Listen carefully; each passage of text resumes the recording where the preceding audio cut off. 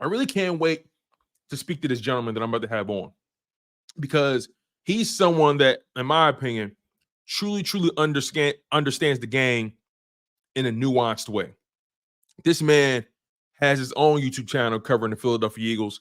He does great work. Like I said, the way he sees the game, the way he dissects the game, I tend to watch a lot of his content when I need to be schooled on something, or just when I need that X and O's energy. I consider him to be an X and O's guru. That's just me. He does tremendous work breaking down your Philadelphia Eagles. He has a YouTube channel called Gate City Sports Talk. You guys know who it is. The man, the myth, the soon-to-be legend. Got to give credit where credit is due. None other than Gate City. Y'all know him as Steve Heitter. Steve, how you feeling, sir? Man, I'm doing well. How about you, Tone? I'm doing great, man. I can't complain not one bit. It's been a while, my friend. It's been a while. Let me know how are you feeling? How are things? How's the family? Doing well, man. You know, we got the little one, so it's been some sleepless nights, sir. It's been some sleepless nights. Congratulations. Congratulations, man. That is awesome. Appreciate it. First one? Yeah. Look, I mean, the good news is because I don't get to sleep, I just stay up watching film. Well, let's get right into it, right? Because you're someone that, again, like I mentioned, you're someone that really studies the film, really understands the game in a nuanced way. You're very objective, right? You call it how you see it. And like you always say, the tape doesn't lie. So I want to get your perspective on this, right?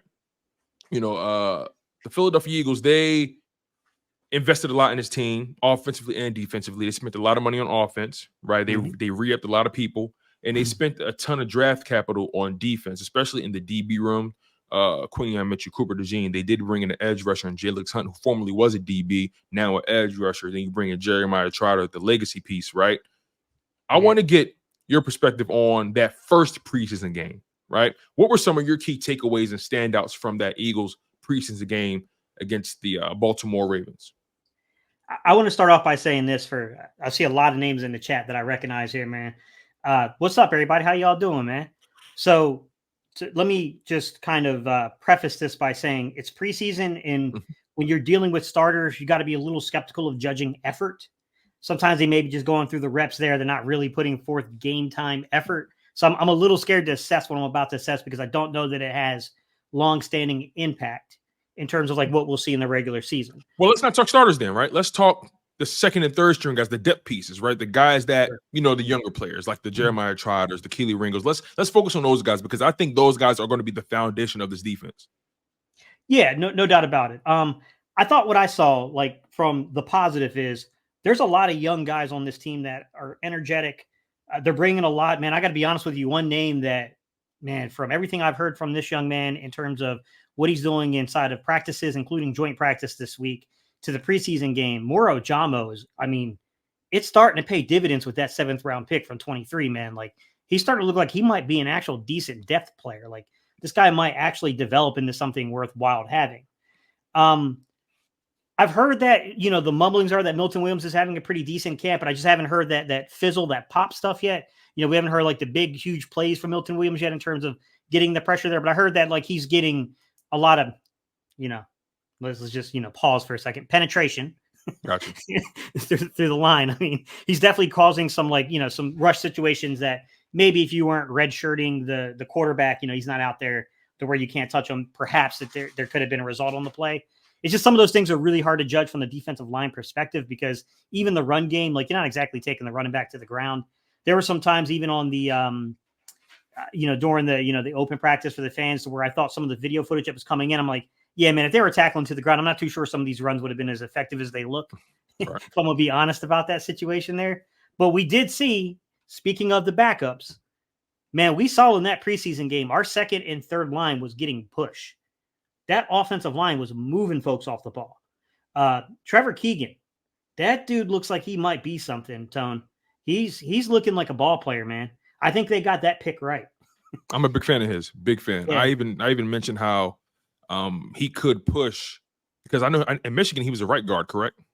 Yes. Well, no, he was a left guard. He's been a left guard. Oh, he's been a left guard. Okay, he had the shoulder stuff at Michigan, which apparently which, you know, I'm not a medical doctor. I'm not gonna play that role, Tone, but you know, apparently a lot of teams kind of backed off of him because of that. But the Eagles were like, look, here we're sitting here. I think we were taking 5th, 6th round, and this guy's still on the board. I mean, at a certain point, we just got to take a chance that maybe, he goes, you look at Landon Dickerson. Landon Dickerson had like 4 surgeries in 5 years. Mm-hmm. It's been relatively, I mean, he's missed some games here and there, some snaps here and there, but it's been relatively healthy for the Eagles since he got in there. So Right. I think they just gambled on the fact that, like, yeah, it's definitely an injury risk, but the talent level is undeniable. This guy he's a mauler in the run game. He's an absolute mauler in the run game. I thought the young man playing right tackle, Darian Kennard, I keep hearing a lot about him. Yeah. I thought he was a little up and down in the preseason game, if I'm going to be honest with you. I thought there were some times where Ian looked the greatest to me, and I thought there were some other times where he clearly won the reps. But I think he's a young man that, got bounced from the Chiefs. As a guy as a former draft pick that I think he has an outside shot at making the roster. I wouldn't lock him in per se, Tone, but I do think there's an outside shot of him making the roster. I think we're just kind of seeing that push happen. As far as you said the ups and downs of Darian Kennard, right? Because just from our perspective, and again, you view the game a little bit more intricately because you have that experience, right? When you saw Darian Kennard having those ups and downs, was he stronger in the run versus the pass, or like where do you believe his specialty was more so shown? Was it the run or the pass protection, going forward or going backwards? I thought it more so going backwards with him. It was more so in the pass pro sets. And I don't think I think might have been some of the early game jitters. You're kind of falling into that situation. I don't know how much experience he has playing on the right side of the line, to be honest. We've heard, Andre Dillard and those guys speak before about like what it's like if you primarily play the left and now you're asked to play in space on the right.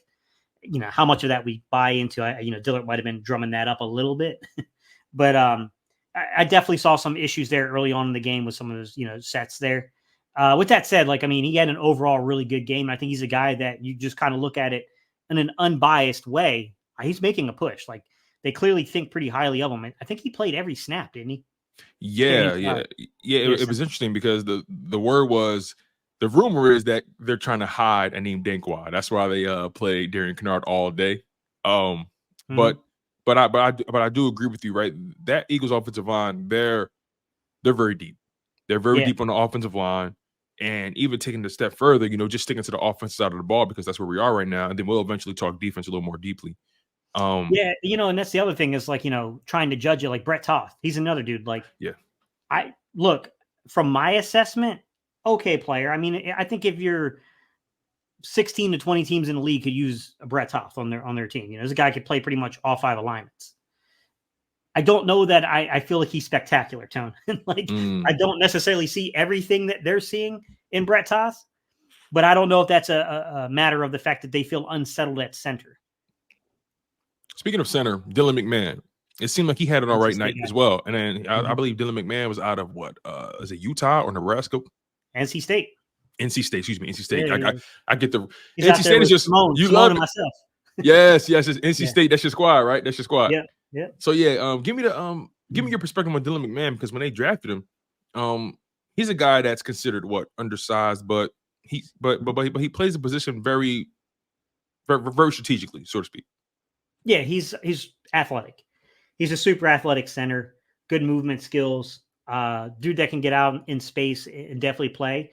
Same worries you had with Jason Kelce, you will have with this young man, which is if you're locked up one-on-one with a nose tackle with some size and some strength, you're going to have flawless technique. You're going to need those 10 plus years of NFL experience that Kelce possessed to be able to win those battles, which I don't think Dylan McMahon is to that point yet. So you're going to always want to have some size beside him, which, uniquely the Eagles do have. Mekhi Becton is like a freaking giant to one side. And then you got the other dude, you got, Mr. Overalls on the left side. You know what I mean? Like they got some side at the guard. So they could definitely protect their centers here in Philadelphia. Even Tyler Steen, looks like the guy who's probably losing momentum in that fight. Looks like he's going to be the 6th man now off the bench, kind of the main guy up off the bench for a guard or a tackle situation. Even Tyler Steen, he's not a small guy. He's like 6'5", 6'6" himself, 320. So, the Eagles definitely got some size at the guard position. The young man that came over from the Falcons, his name slipping my mind right now. Matt Hennessy. Yeah. Matt Hennessy. He's the one who got rocked in the game, man. He was sitting down on his keister. It was not a good look. And I'm kind of disappointed because I thought Hennessy was going to be a lot better. I thought that was going to be a solid backup. Yeah, because he's the one out of all their offseason additions at the offensive line, he came in with the most experience playing guard and center. Yeah. I mean, he's the guy, like, you looked at it. I know that there were some pretty serious injuries with him, but I mean, you could say the same thing about a lot of dudes on this team, right? Landon Dickerson, we talked about him earlier. He had a lot of serious injuries coming out of college. We take a look and we see basically the young man, Trevor Keegan. He's got an injury history with them shoulders. Like, so I was like, I mean, I get ACLs are a little different. It's more in the Landon Dickerson style of the injuries that was going on, but he just hasn't been like.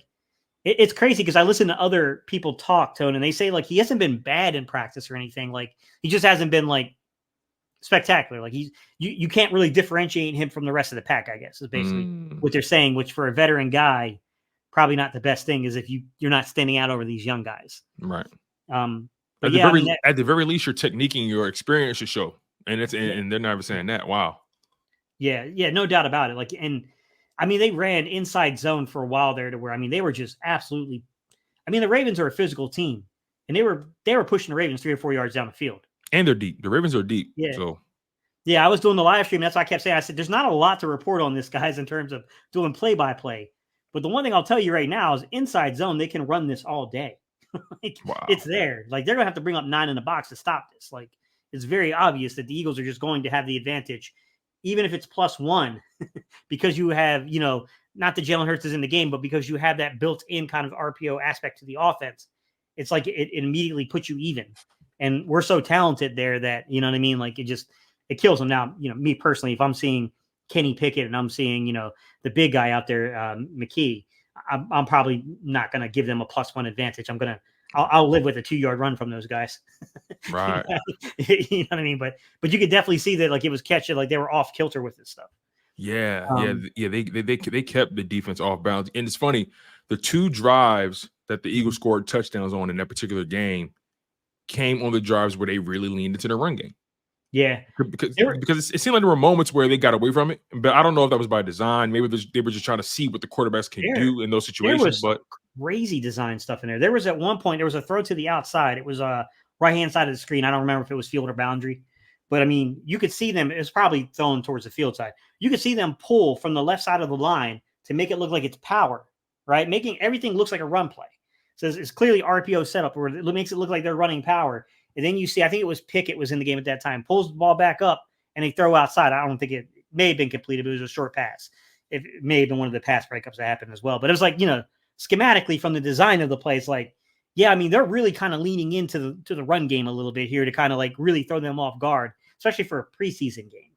Most of it was really vanilla, but you had the really nice design play out there to the kid from Clemson, the running back, Shipley. Well, Shipley, yes. Big fan of him. Really well-designed play there. That was really well-designed. And, like, you could see right away the Eagles are going to present some challenges for teams in the red zone because you've got Johnny Wilson, who's like 6'6", 6'7". You got Grant Calcaterra's got size on him. You got Dallas Goedert's got size on him. You just look down the line of what they can do from, like, multiple personnel packages, from 2 tight end to 3 wide receiver sets using Johnny Wilson's size and A.J. Brown being in the game. You know what I mean? To, like, Devontae Smith, although he's not a bruiser, he's a guy that can go up and go get the football. Then you take a look at, you can do 2 running back sets, pony sets, 2 running backs, Shipley, Gainwell, Saquon. Like, I wanted to ask you about that because this running back room is deep. They're deeper than I thought. Watching that preseason game, and look, can we give credit to the offensive line for doing their job? Absolutely. But what I saw from guys like Will Shipley, Lou Nichols, Terry and Davis Price, I saw guys that not only were able to just consistently fall forward, saw guys that were patient, saw guys that were really reading the rush lanes. You know what I mean? Yep. Give me your perspective on, and you mentioned it, the 21 personnel, the pony sets. Give me your perspective on how dynamic this offense can be if they start utilizing those 2 running back sets, right? Maybe you see a combination with Saquon and Gainwell, or if Will Shipley continues to make strides, you may see one with Saquon and Shipley, depending on what you're trying to accomplish. I think this has the potential to be more dynamic than 22 offensively. Straightforward. I mean, there's a couple of pieces we have to see play their way out, to be honest, Tony. I mean, we got to see if Johnny Wilson can be the real thing in season. We need to see if Paris Campbell can be that guy, if we need the veteran dude to be the guy. Right now, we don't really know much about Paris just because the time we could have been evaluating him, he's been pretty much down. but we know that during the summer he was having a pretty good summer and a pretty good spring. I think when you add in Saquon and what Saquon can do, when you add in the different formations and the fact that teams are going to have to adjust to what this Eagles team is now, it's different. This is not the same team that they played in 21, 22, or 23 offensively. It's going to have some similarities. There's still going to be elements of RPO offense, within the scheme of things, but I definitely think Kellen's going to make you pick your poison of how you want to be beat inside the red zone. Do you want to play Jalen in the red zone? Play Jalen in the red zone. We got dudes with good size here. We got running backs that are elusive. If you have a breakdown in coverage because you're over pursuing Jalen, you're overplaying Jalen, it's going to get bad. I honestly think there's a real shot he's going over 30 passing touchdowns. I think once they get into the red zone, I think it's going to uptick, because I just think that teams are going to play the run on him. And by the time they make the adjustment to realize we're not running it as much anymore, I think he's already going to be a healthy way on his way to 30 touchdowns. Steve, it's so funny you said that, right? Because I made my own little stat package, my own stat prediction for Jalen Hurts. And I don't really get into stat predictions. That's not something I really get into, because for me, when I'm watching football, I don't really care about numbers. I care about 4 categories. I care about wins, losses, efficiency, and execution. That's about it. Yeah, and exactly. I still couldn't help myself, right, when it comes to Jalen Hurts, because, this offense, you add Saquon Barkley to the fold. Then you add the Kellen Moore dynamic. This is my prediction. You can read it for yourself. Let me know if this is off, if this is a bit overzealous. Just give me your perspective. No, I think you're pretty close to what I would probably project. I would say, being conservative in the estimates, I would say between 3,800 to 4,200 passing yards. He was already on pace for a 4,000-yard season last year before, everything kind of hit the fan. He should have had 4,000, Gates. Exactly. He should have had 4,000, if we're being honest. They couldn't even generate more than 20 points in those final 4 or 5 games. The offense was anemic. Yeah. He should have had 4,000 passing yards. Now, I think the only thing that could hinder them in terms of the touchdown production on Jalen would be if you're inside the 5-yard line, and in particular, if you're inside the 1 or 2 yard line, might they go away? If you're not right on the goal line, you might not be doing the tush push. You might not be doing the quarterback sneak. So that might lead to a little bit more Saquon production in terms of scoring. Sure, that could definitely play a role there. But I kind of agree with your overall point, which is what good is a 5,000-yard passer and 50 touchdowns if you're getting booted in the first round of the playoffs? Absolutely. That guy might have phenomenal stat numbers, but if your team overall is not healthy offensively because you're so dependent upon this one aspect, then you're done for. Justin Herbert has put up big numbers for the Chargers before. He threw for 5,000 yards already in his career. He didn't win a single playoff game yet. And it's because the entirety of that team is not healthy, from literal health at the wide receiver position to just offensively. The concepts just did not mesh together completely to throw better teams off. Defensively, they've definitely struggled there, which was weird because I thought when they got Brandon Staley there as the head coach, what he did with the Chargers that year when they won the Super Bowl, I was like, wow, that Chargers defense might be something. It never really manifested itself. So I'll take the overall health of the team, right? Having that cohesion, if you will, that both units, all 3 units, really counting special teams, playing together in unison, which is another thing, the new special teams rules. It was really weird to watch that, man. Yeah, it was strange, to say the least. I think the Philadelphia Eagles are still figuring that out. It was moments where they gave up some pretty big gains on it. But yeah, it's something that's unique. I want to ask you, because we're on the offense. We're talking about the Kellen Moore aspect, the scheming and how dynamic this offense can be, and then how Jalen Hurts can benefit from it, right? He's been very surgical through our training camp, and I want you to dive deep into this chemistry that could exist, or that is currently brewing between Jalen Hurts and Kellen Moore. And I want you to think about that in comparison to what Emmanuel Acho said yesterday. He said something very interesting that was, in my opinion, let me just say it to you. He said, Jalen Hurts is going to give you all pro production, but not all pro tape. Me, when I hear something like that, it sounds like somebody just trying to outthink the room. Give me your perspective on a take like that. What does that even mean? Yeah, you got me in there with that one, Tone. I don't know what he's trying to say, honestly, with that. It doesn't make a lot of sense to me personally. If you have all-pro production without all-pro tape, then I guess you're taking a shot at the opponents. Because how are you getting that kind of production without the actual tape to that? It doesn't make sense unless you're basically saying that he's going to feast upon weaker competition. But I'm not trying to start crap, but that's more of a Dak Prescott thing to be quite honest, where he beats up on some of these easier teams, these below 500 teams. Me personally, the guy came in with a separated SC joint in his shoulder in the playoffs in 2022. Everyone thought that we were sitting ducks. Everyone told us that the Giants were going to kick our teeth in because they were getting healthy, and we weren't. And then Jalen Hurts went out there in the first half of that game and shut everything up. He shut the whole narrative up. Everyone forgets about that. Well, he didn't throw for 300 yards. He didn't throw for 250. He didn't have to because the game was over by halftime. It was over by halftime. He completely controlled the game, by the way, through the air before then relinquishing to the run in the second half of that game. The 49ers, really bad play call I'm sorry, but that was just a bad play call. Like, you put a tight end on an all-pro defensive end and you wonder why your quarterback left the game. Like, that's the thing that gets me is, like, you didn't beat anybody on the way to the Super Bowl. I mean, we played the same 49er teams that Dallas played. The difference was we were able to take out, Brock Purdy when they couldn't. An illegal play. It's a legal play. Simple as that. And that's what I don't get is I heard all season long about how great that year. I heard how great Dallas's pass rush was and how we were inferior to their pass rush. Well, when the games mattered, our pass rush actually showed up in the playoffs that year. It took a really messed up field surface to really limit them, to be quite honest, in that Super Bowl. And I do think that the field condition, I don't blame it for the outcome of the game. I do blame it for, basically giving a leg up in terms of like the pass rush production. Like, it wasn't there because the surface that we were playing on, to be quite honest. I mean, I look at it and I just say, like, I think Jalen Hurts has proven himself to be a pretty dang good quarterback.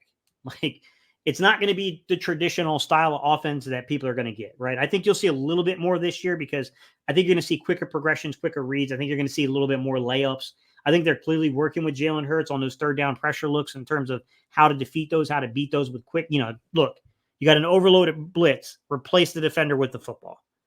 I think you're definitely going to see those type of things that's getting built into the offense right now. In terms of, like, is he going to have like Pat Mahomes level production? Probably not, just because like it's not even our philosophy to keep on teams like that. Mm-hmm. Like, once we gain that, generally speaking, once we get about 14 to 17 point lead and we're in the second half of games, you can expect the run game's coming. Like, they're not going to continue to keep throwing the ball over the field. I think that hinders some of those large numbers and those large production things that you see from other quarterbacks, to be quite honest. So, I mean, like, in that perspective, like, no, I don't think he's going to be like a 5,000-yard passer per se. I don't think he's going to put up, you remember that one ridiculous year where Pat put up like 50-some touchdowns. Yeah. Like, I don't think you're going to see that. Now, maybe total touchdowns between rushing and throwing. I mean, you might get somewhere, if he throws mid-30s, there might be a chance there. But yeah, I mean, I think people, like, they fixate on these weird passing stats when the majority of passing touchdowns are coming from within 10 yards. Like, what's the difference, man? If the ball crosses the goal line, it's a touchdown. To me, I don't care. And I wouldn't limit what my quarterback can do, because his ability to put you in the box to defend him, that allows people to leak out there and us to be able to pick them apart like that. That allows us to get kind of fancy in terms of the personnel utilization, right? 21, those pony back sets, 12 personnel, right? And then being able to use motion, being able to use some things in terms of like 11 personnel and get the matchups that you want. Like, that's what's going to make things special, is that it's going to facilitate through Jalen Hurts' ability to get you +1 in the run game. Right. Because even the passing game is still going to be influenced by what we can do in the run game. Everyone knows that this team puts its hard hat on and starts wanting to play that, that tough physical game. We're really tough to beat. Like, you've got to have a really good defense to stand up to us. Like, to me, I still think that, like, 6 points are 6 points, man. Like, whether it's rushing, whether it's throwing, 6 points or 6 points. I think people just they have this lens that they want to view quarterbacks through. They have this cookie cutter archetype that if it doesn't look like this, if the position isn't played this way, then this player is not elite, or this player is not good, or this player can't put up all pro tape like Emmanuel Acho's saying, right? It doesn't look all pro. What does all pro look like? What does that even mean? I'm gonna be honest with you. It just doesn't sound. It sounds biased. It sounds like they're looking for these seven step drop back guys, and it's just like, We're in 2024. These quarterbacks are mobile. They're utilizing their weapons now. Teams are really building around their quarterbacks more than ever before because the cap is going up. They're able to spend more money on wide receivers and running backs and tight ends. The league is getting better as far as talent. Most of the talent these days, these kids are coming out of college or actually and they're going into high school and going into college. They don't want to be running backs anymore. They want to be receivers. So we're seeing a complete changing of just how teams are building their offenses, and teams more than ever are trying to put pieces around their guys. So I'm trying to understand why having talent on your team or surrounding your quarterback with talent is an indictment on the quarterback. And it only seems like that narrative only has bearing on a guy like Jalen Hurts, because we don't hear that about other guys in the NFL, or even if we do, they don't hold it against them as much, right? They always say, oh, that play call or that scheme or just he maximizes those guys. He knows how to operate within that offense. That's what they say about Purdy. Oh, he knows how to operate in that. He maximizes that. He does whatever Kyle Shanahan needs from his quarterback. He's done it the best. He's better than Jimmy Garoppolo, right? Yep. And then Jalen Hurts does what he does, and it seems like the energy changes. And I'm not really understanding why we have this notion that the quarterback position can only be played one way. Yeah, it's the old school way of thought, and people don't realize the expansion of the game and just how many teams now are running RPOs. Like, I think they would be shocked to realize the percentage of teams that are running RPOs at this point. They all are, Steve. Yeah, they all are, but they don't realize it though, because they don't know what they're looking at. Exactly. Like it's permeated the entire NFL at this point. Spread offense, all these concepts have kind of made their way up to the NFL, and it's just the way that the modern NFL is being played, partially because of the rules, right? I mean, Mahomes, a lot of the rules. Mahomes, he won the Super Bowl this past year off RPOs. Remember, like they went on like a stretch where they were just hitting San Fran with RPOs the entire time. Yep.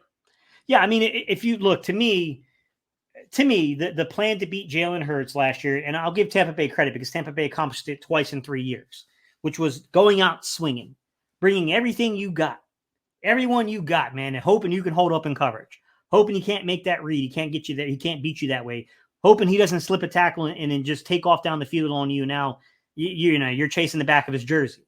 That was the game plan, and I think that depending on how we adjust early in the season is going to dictate how successful we're going to be. And that's where I have a lot of hope for Kellen Moore. I think that's where Kellen Moore can help Jalen out a lot. Like, hey, man, they start coming like this. You start reading this. Like, he's going to teach them certain things like leverage and technique by the player. Like, there are ways to look for simulated pressure, right? I mean, that's Vic's thing. He likes to simulate pressure, which is he'll bring them up, but he's going to drop them. You might get a replacement blitz, meaning basically still probably a 4 or 5 man rush to where they make it look like this guy's coming. But honestly, he's going to drop out and someone you don't see is coming from the opposite direction, opposite side of the field. You're going to get stuff like that. That's simulated. But I definitely think that like Kellen can help him like read, the leverage that you're seeing from players, know when there's a real possibility that guy's coming. Like this dude's coming on a blitz. There's no doubt about it. I definitely think having answers to that stuff. And I know that some people are really hating the quick game, and I don't know if that's going to be the full structure of the offense. I mean, I went back at one point. I did make a video where I was talking about the whole 2.3, seconds to throw. Yes. To me, it's being a little overstated because it's not actually to throw. The read has to occur in 2.3 seconds. It's not necessarily the ball leaving your hands per se. It's very rare to get the ball out of your hands in 2.3 seconds for a variety of reasons.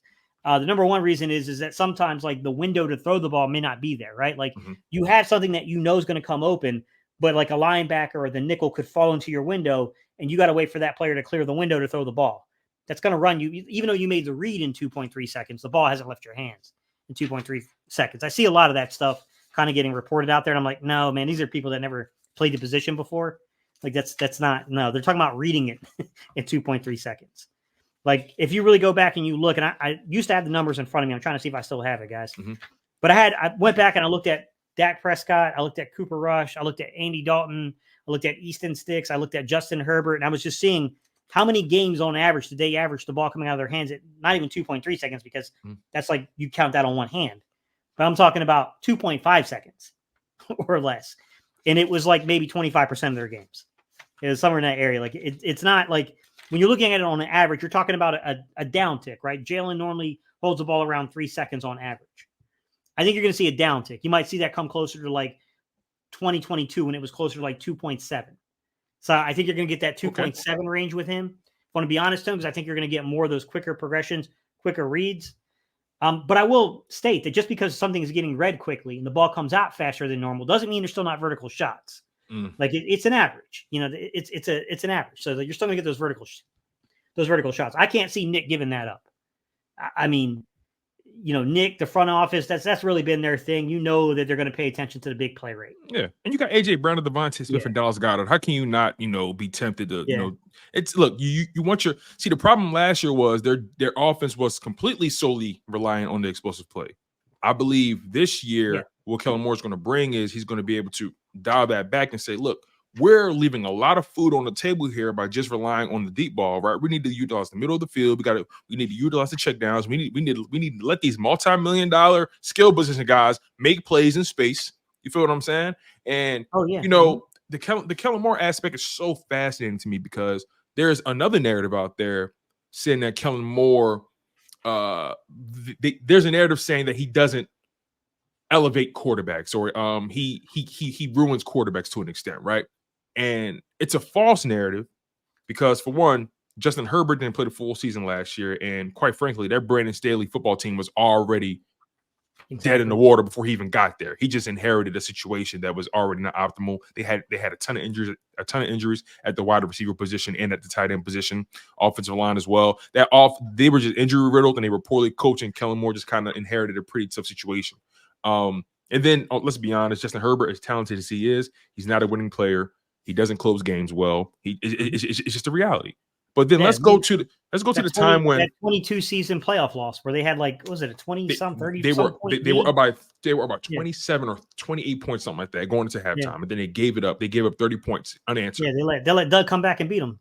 Exactly. Yeah. So here's my Kellen Moore angle, right? When he was with Dallas, because people love to say, well, quarterbacks get better after Kellen Moore leaves.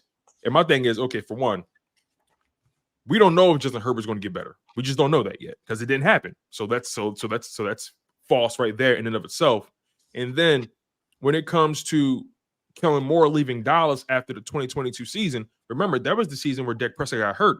He missed like 5 games, and then when he came back off the injury, he had like 15 turnovers, more turnovers than he had in games played. That's the quarterback making the decisions he's making. But even beyond that, it seems like they're trying to rob him of the success Dak did have under Kellen Moore. The 2021 season, if you look at Dak Prescott's numbers from 2021 and compare them to his all-pro season in 2023, they're quite frankly identical. In 2021, Dak Prescott went 11-5, completed 68% of his passes, 68.8, but if you want to round up, 69% of his passes, 4,400 passing yards, 37 passing touchdowns, 10 interceptions with a 104.2 passer rating, average 278 yards a game in a year. Now, in 2023, his all-pro season went 12-5. The same record, basically. He had the same amount of completions, 410 for 2021 to 2023. He had 6 less attempts in 2023 compared to 2021. But then as far as touchdowns go, 36 passing touchdowns, 4,500 passing yards, 9 interceptions, a 105.9 passer rating. Those numbers are identical. Quite frankly, they're identical. The only difference is one season he won All-Pro, and the other season he didn't. The truth be told is the reason that Mike McCarthy got stripped of play calling when he came in. So it originally happened to Jason Garrett, right? Where Jason wouldn't let him finish it out. And then Jason took it back and got himself fired at the end of that year. Well, the reason that happened is that they wanted someone who could help facilitate the offense from Zeke to Dak. That was the whole goal here. That's what Kellen Moore was supposed to do. He's supposed to turn Dallas's offense away from Zeke centered to being Dak centered, which he did. I mean, you go on, you see what he did in the 21 season, and statistically and all those things. Now, ultimately, Dallas can't get past that wild card to divisional round hump. They can't. They cannot get past that, man. Yeah, that's not even a Kellen Moore issue. That's an organizational issue, in my opinion. Yeah. I mean, they just can't. The 21st century, man, it's just eluded them for whatever reason. Like, I'm not going to sit here and say that I have all the answers to why they haven't gotten that over that hump. I don't know. Personally, I don't know, man. I don't know enough about them. I know a little bit, but I don't know enough about them to say definitively what's going on there. But there's some kind of jitters going there, man, where they can't get past that point. But I mean, the bottom line is they brought Kellen Moore in to turn Dak into kind of the centerpiece of their offense. And sometimes that's been to the detriment of Green Bay, to the detriment of Dallas. And, to some extent, I think it helped make them a more dynamic offense. If you remember how bad Dak was in 2017, it was terrible. You remember that week 17 game where he was playing, I think Nick Foles played like a series. And then it was, what's his name came out there? The old third string quarterback, the dude, can't think of his name. Dude had a big arm but couldn't hit the broadside of a barn. Oh my God. You're talking for Dallas, right? No. He played for Philly. He came from Washington to Philly. He was a third string developmental quarterback that Doug kept hanging on to, man, forever. Is it Nate Sudfeld? Like Nate Sudfeld, yeah. Yeah, Dak barely beat Nate Sudfeld in that game, man. Like, that's how bad they were. Yeah, that wasn't their season. And then you think about it. In 2018, they start to try to shift the offense. In 2018, they tried to shift the offense to Dak, right? And early on is struggling, and I think it became apparent to them that part of the reason they were struggling is they just didn't have that guy at the wide receiver spot. They had good players, but they didn't have that guy. And that's where Amari Cooper came in. Amari Cooper. And then that offense took off. It was pretty good. Even in 2019, even though it faltered in Philly at the end of the year when we won the division, where Carson beat him with a bunch of freaking backup, players, a bunch of practice squad players. Like even in 19, like there, you could see early on in the season. I mean, like they thumped us early on in that year. Like, to be honest, they thumped us big time early on that year in 2019. Like 2020, he started off having a pretty strong year. Then he went down, I think, with the injury in 20. And then 21, they had that crazy season. But that was when they started moving away from Amari Cooper in 21, though. I still think they made the mistake. I think they moved away from Amari a year or two too soon. I still think that even though CeeDee Lamb is a really good football player, and he's definitely one of the top 5-6 guys in the league at that spot, I still think that you could use a guy on the outside that can beat man coverage at a higher rate than what they have. And I still think that while Amari Cooper is older, I still think he's got that ability. Right? Yeah. I mean, that's the advantage we have, is that, like, while Devontae Smith can get out muscled at times, he's still pretty dang good at it. But A.J. Brown is elite at it. Yeah, using that leverage, that size. Eats up. If you put A.J. in isolation in man coverage, you're getting beat. Like, you're absolutely going to get beat. I don't care who you got out there playing. You're going to get beat. It's only a matter of time. You know what I'm saying? It's kind of like the argument of willpower, right? Like, everyone has willpower until you finally give in. Yeah, you think you got A.J. Brown locked up until he takes you deep. Right? A.J. Brown, that dude is something different. I mean, last question about the offense, then we can transition to the defense. Just thinking about, we mentioned A.J. Brown, Devontae Smith, right? Doing what they do best. You add Saquon Barkley to the mix. I have to ask you this question. Who, not named Jalen Hurts, will benefit the most from having Saquon Barkley on this roster? I think you can make an argument that Kenny Gainwell might. No one said that yet. Break that down for me. I've asked a lot of people the same question, by the way, Gates. I've asked a lot of people that exact same question, and I haven't heard Kenny Gainwell yet. The reason I say so is, number one, it's going to take a lot of pressure off his shoulders. I think that he came in kind of being the guy last year, if you remember, in week 1, before it got switched over to DeAndre Swift. I just think that things mentally went wrong for Kenny Gainwell, and then, like, I even had people that they were trying to come at me in the comment section because I called Kenny Gainwell out, not for dropping passes, not for any of that stuff, putting the ball on the ground. That was the main problem, man. You like, when you looked at it per carry, the amount of times he was putting the football on the ground, it's incredibly high. Like that he's got to be better about that type of thing. So, like, I look at Kenny Gainwell's game, it's like, okay, the guy can catch the ball. He can route you up like a wide receiver, right? The young man does play through contact. He's, for his size, he's better at that than what I ever thought he would be.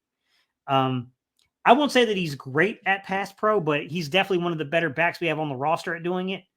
I think that they underutilized Boston Scott, to be honest with you, the last couple of years, if I'm being real.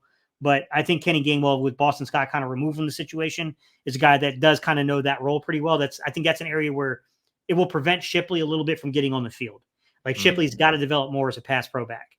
Once Shipley makes that adjustment, I think Shipley, it's going to be Shipley's spot to take eventually. It's encouraging, though, to see Will Shipley be active in pass pro in that preseason game, though. It was pretty cool to see him come up big, picking up that blitz.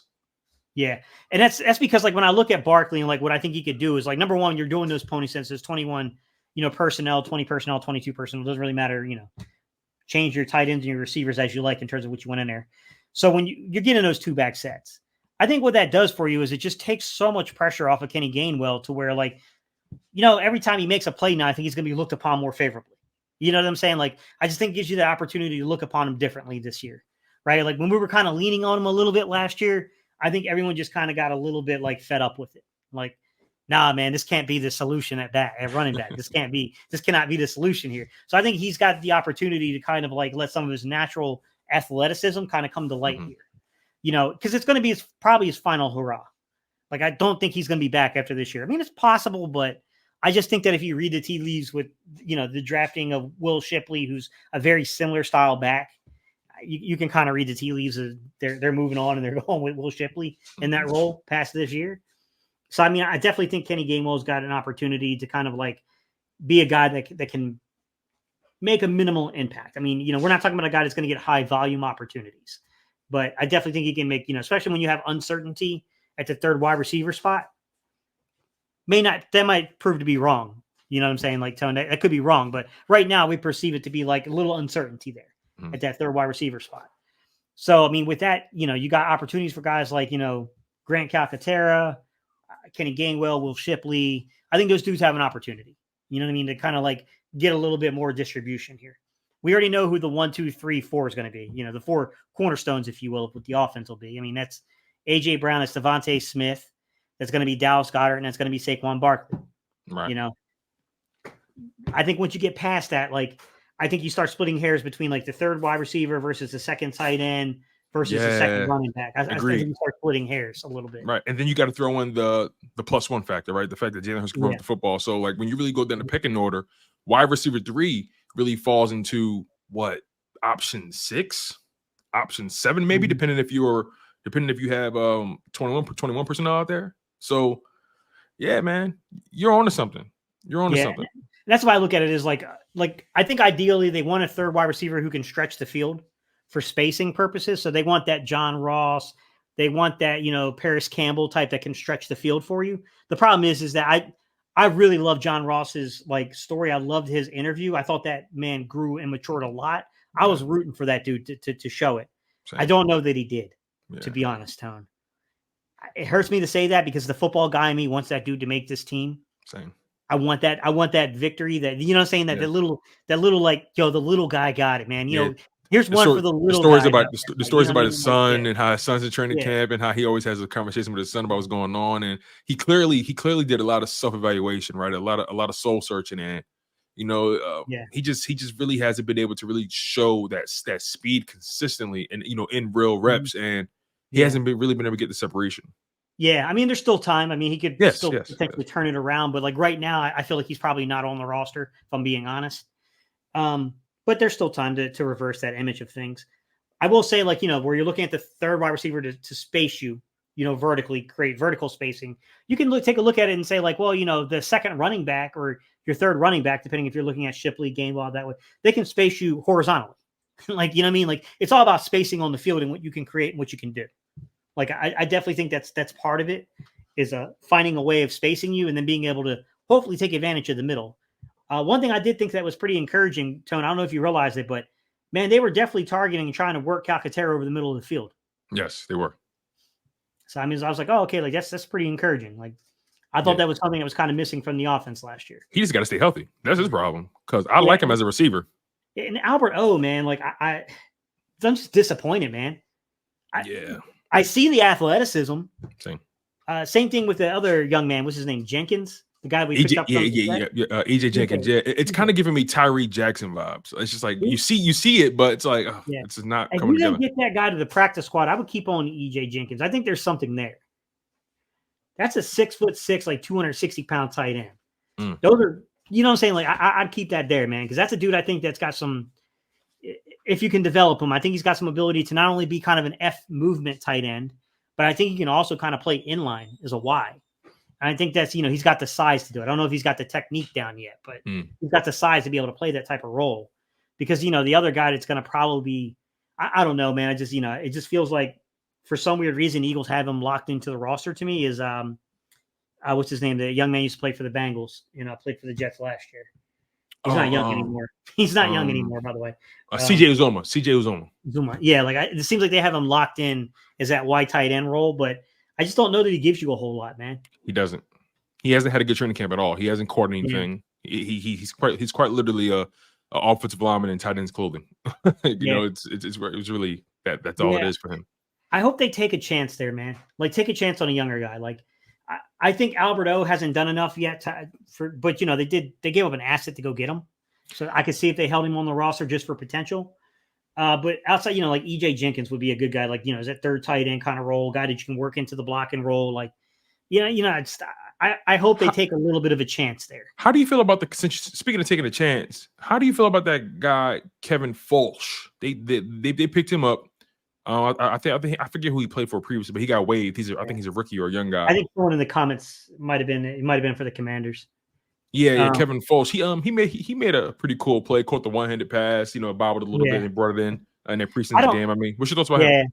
I don't have a lot of tape to really evaluate with him, to be honest. You know what I mean? Like I have to go back and look at his college tape to give like an honest evaluation there. Mm-hmm. I definitely think the Eagles have a type they're looking for, a tight end though. They love the athletically gifted type of guys, man. They just do. They love those athletes at tight end. And just the amount of guys that they've tried to like train there and tried to turn into tight ends, and they've definitely had their fair share of these guys where they've tried to make it work there like that. I was actually kind of shocked when they came out and directly stated that Johnny Wilson is not going to be converted into a tight end, because I was like, it does seem like something they would try to do. I mean, yeah, can you really blame him? The dude 6'6", like 230, 240. I mean, he's athletic. Still needs to work on that concentration with catching the football, but his blocking ability, I believe he was the number 1 ranked blocker in college football. Yeah. I mean, there's definitely some guys out there I think that could get the job done. Mm-hmm. Let me try to think here, guys, in terms of like defensively. So making that transition, that term, what I saw defensively. I'm going to be honest with you, Tone. I still have concerns about their ability to stop the run with a 4-man front. This is an overread, guys. Don't look at this play and think that this translates to the season yet. Going back to earlier comments where I said about be a little weary about effort in the preseason, but I'm going to break down the play. That first play? Are you talking about that first play? Exactly. Yep. This is after our 4-and-out kind of series we had. It wasn't really 4-and-out, but we didn't convert on a 4th down. They got the ball back and they hit us with that big run, and they ran it off of power. We called it sink back in the day. So sink just means like towards the right side of the defense, left side of the offense, the left guard, and I believe it was the left tackle, came in and kind of blocked out and moved out Jordan Davis. Yep, sealed them off, yeah. Yeah, and then they brought a pulling right guard around on what we call like a power sink. The first time I watched it, man, I came away with the wrong standpoint. And if some of you guys saw my tweets, let me just state this, guys. It wasn't Avonte Maddox's fault. It wasn't. The first time I looked at it, I thought Avonte was definitely at fault, but it's not when I saw the 22 on it. Yeah, me and LB spoke about that. We thought it was Avonte Maddox. Yeah, no, it wasn't. It wasn't though. So it was one of the Rip Liz type assignments where he's coming into like at cover 9. I think it was cover 9 because I think Avonte was on the weak side, so it was a weak side rotation down into the box. So I think it was technically cover 9. Cover 3 is always going to be strong side rotation. So they bring Maddox down into the box, and then you got a 40 from the linebacker. 40 just meaning that he's on the inside shoulder of the tackle, so he's between tackle and guard. So you got a 40 there, which was Devin White. Then you got a 10. 10 means that he's lined up like we're inside of the center, basically. Mm-hmm. So he's on the would have been if you're looking at the offensive line, it would have been the left side, right side defensive. And you're referring to the technique, right? The 1 tech, the 4 tech that they're playing, yeah. So you have a 10 technique at the linebacker spot, so that's off of the nose, right? Then you got a 40 technique. Okay, so then you had basically a 5 technique, a 2-eye, which happened to the 2-eye actually on that play was Jalen Carter. And then you had a 3 technique, which is actually Jordan Davis, which is the first thing that threw me off. It was like, oh, Jordan Davis is playing a 3 technique. They got, Jalen Carter in there as the 2-eye. Like, he's basically playing the nose. Like, that's interesting. Like, good little wrinkle. Like 2-eye being inside shoulder of the guard. You got it. Inside shoulder of the guard. Yep. 3 techniques outside shoulder of the opposite guard. Right. And then they had an overhang. Okay. So, you get the counter play, which is coming power. And so now you got to know who your lever, your spill, and your lever is essentially in the defense, guys. So your spill guys are trying to force them out to the levers to be tackled. basically. So what I saw there was Maddox. At first, you see Maddox's feet stop. Like he looks like he's in concrete, right? And the reason that's happening is Maddox still has coverage responsibility. So he's watching that receiver. You can, if you go look at the 22 guys. So if you go into NFL Game Pass and you go to the plus and you go to the 22, you'll see he's looking directly at the actual receiver. And as soon as that receiver takes a second step, Avante goes in. He shoots the gap. Now, the reason I thought there was Avante was he missed a tackle back there. But I think it was just the angle. I think him and Bond got caught up in a weird angle. Bond came in and filled. So Bond came in was your fill player. So Bond met the pulling guard and did a pretty good job actually there. Bond did. But then Bond missed, another guy kind of missed the opportunity for the tackle in the back area. They were bringing over, essentially, they're kind of moving over. He's flowing with the defense. He's flowing with the offense, see what's going on. Devin White's kind of standing there, and you see Devin White kind of get depleted a little bit. What ends up happening is that on the opposite side where that guard and center are, they work up to the second level, and they kind of deplete him.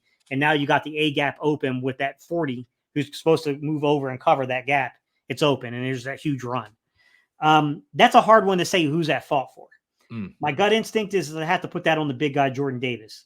Jordan Davis getting removed out of that play is what caused everyone else to be outside of their gaps, in my opinion. You could look at Devin White and say, Devin White, man, you should have reacted a little faster and not got depleted there. But it's like he's playing gap.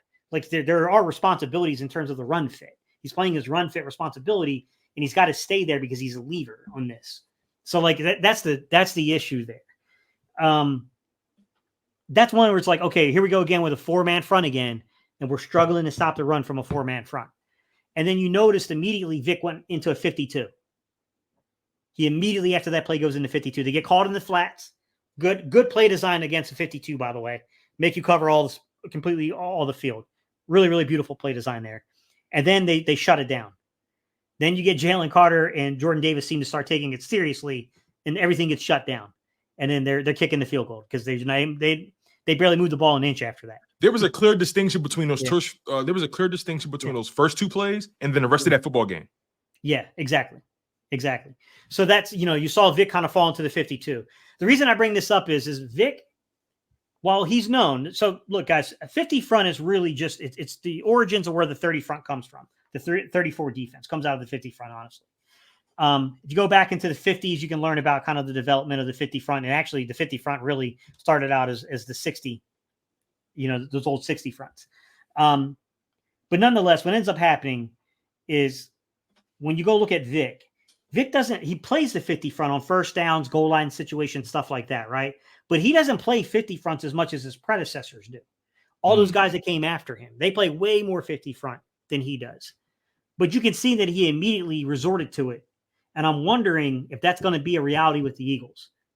Because I don't know that we're, I haven't seen it yet. I haven't seen us be able to stop the run out of a 40 front yet. 4-down lineman. And to be real with you, the way they were overhanging, it's really a 30. It's really a 30 front with an overhang, to be honest. Because the role that they had there, and I think that was, I'm pretty confident that was Nolan Smith.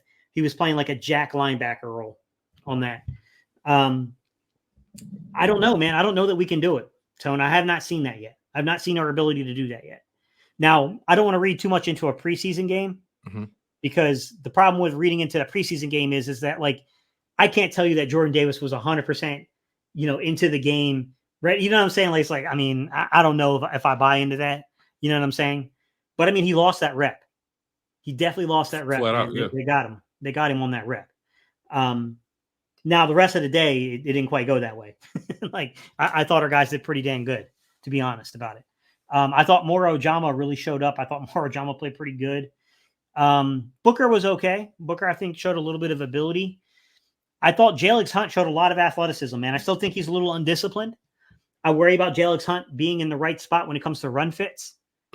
Like, I definitely think he's got a tendency to get fooled by the eye candy sometimes. But you see the raw athleticism of this young man to where they do not fear putting him out there like he's going to cover the hook. Like, they'll put him out there like he's going to play, like he's playing nickel, playing hook. And they have no problem doing that with Jalen Hunt. It's going to be interesting to see how they utilize some of these younger pieces. Because despite what we do this year, Tone, past this season, we're going to have a very different looking front, right? So where you're going to have, Jalen Carter, you're going to have Jordan Davis, you're going to have, Moro Jamo, and then what? Defensive line, then what? I mean, maybe we get something worked out with Milton Williams getting back here. That would be preferable. Marlon Tuipulotu's probably not coming back unless he hits the market and there's just nothing there for him. Then maybe he comes back later in free agency. I mean, that's a possibility. But you know what I'm saying? Like we have a lot of uncertainty past this year in terms of like the defensive line. Yeah. Yeah, like what's going to happen there? Because Nolan Smith, let's be honest, we still don't know what he is yet. You know, although I am optimistic about the defense, I do believe the defense will get better as the season goes, as they establish an identity and what they're really trying to accomplish. But it still doesn't come without its own question marks. Like every team has their own version of question marks.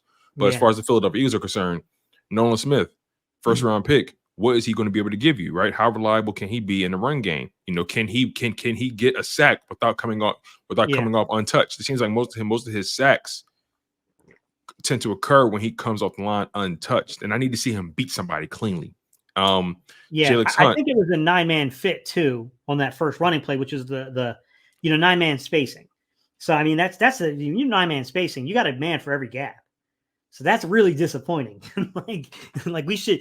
You're not even supposed to, like, really and honestly, anything over 2 yards is a serious loss when you're 9-man spacing. Like that's meant to get, to be a tackle for a loss, really. is what you're hoping for there. If the Eagles can't stop it, because you don't want to be in a 50 front all game. You don't want that. No, not at all. But if they can't figure out this 4-man front, because even to me it seemed like the 4-man front doesn't just struggle a little bit in defending the run. They also seem to struggle with getting to the passer consistently. Yeah, absolutely. Yeah, break that down for me. Just how concerning that 4-man front could be. I think there's a lot of unknown, and I think that's the scary part. Like, there's a possibility that it's going to be really good. There's a possibility it's going to be really bad, and it's going to take a lot of design blitz to get pressure. And that window's too wide, right? How good it can be versus how bad it can get. It's exactly. It's not. There's a ton of instability to make the prediction. Essentially, I see some things from Nolan Smith I hear some great things from Lane Johnson, talking about like how Nolan is developing more of the pass rush toolbox and all those, things you want to hear. You want to hear the matter of fact, I think I haven't seen it on the field yet. He said that on the Green Light podcast with Chris Long. He mentioned how he's rushing with a plan now. Yeah. And I'm like, okay, I just want to see it. I just want to see it. Apparently Bryce Huff showed up in a big way at the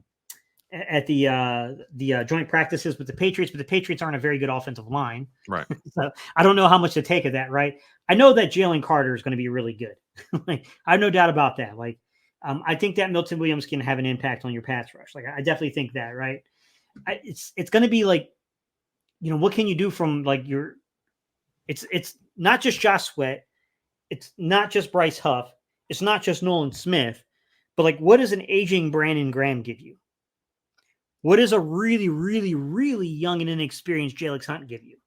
Like, you know what I mean? Like, and then what goes on in the back end of that roster, that last spot? I really had high hopes early on. I just, I thought that the way that they had structured their offseason and the way they had put resources into the edge position, I thought we were going to see somebody that was on one of these futures contracts really show up and play. But unfortunately, we had one guy get injured that was on a futures contract. So he hasn't really been able to produce anything for us at this point in time. So that kind of took us out of being able to get anything from him, right? Teron Jackson, I think, is just not I don't know that he's the greatest fit here anymore. I used to really like Teron Jackson. I think he gives you something in the run game. I don't know that he's the greatest fit as an edge rusher in this system, to be quite honest. But the guy I had hopes for was Julian Aquara. He's got the size. The guy from the Lions, yeah. Yes, he's got the size that Vic looks for. He's very Jalen Hunt-like in the size department, right? He's got that type of size to him, right? 6'3", 6'4", 250-ish, kind of freakishly. He got injured, and that's why his testing numbers are a little skewed when you go look at his college stuff. But if you go back and you remember what he did I believe it was at Notre Dame, this was an athletically gifted guy. He was on, I think, Bruce Feldman's freak list pretty much every year. Like, this guy was really, really good. He was a really athletically, freaky kind of player. But then he suffered a lot of injuries, and that started taking its toll. So I was like, look, he's been a couple of years removed from those injuries. Things didn't work out in Detroit for him, and now he's coming to a fresh place to where I think that he fits the body type that, Vic Fangio is looking for. I'm like, he might catch on as that last edge rusher, but the person I'm hearing is the guy that I don't think is a great fit, but seems to be developing, which is Patrick Johnson. Yeah, Patrick Johnson had a pretty good preseason game. I mean, he saved the game. You know, it was pretty cool seeing him, you know, take a step forward. Yeah. Terrell Lewis is who I was thinking of, guys. I see some of the comments. Yeah. Terrell Lewis. Yeah, Antonio. Terrell Lewis is who I was thinking of when I was saying the guy injured. I think Terrell Lewis ended up getting injured. I think he had a concussion or something, didn't he? Or it was that Brandon Smith or Terrell Lewis. One of them got like concussed. I know Brandon Smith had a concussion. I know that. Yeah. But yeah, it just like I saw those futures contracts rolling out. I'm like, I like what they're trying to do here in terms of getting that bottom end depth.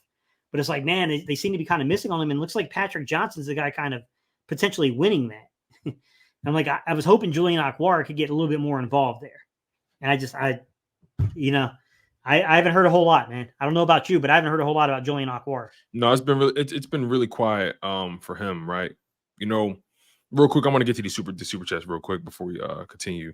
Alohi DC, he says, I'm not worried. Better coverage equals better rush. I actually think that's the opposite. But Alohi, I really do appreciate you for donating to the channel. What's your thoughts on that, Gates?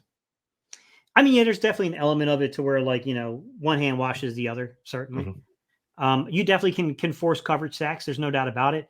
But I think the area you run into where you get in a little trouble, where if you're depending upon your coverage to generate pressure, is when you play better quarterbacks.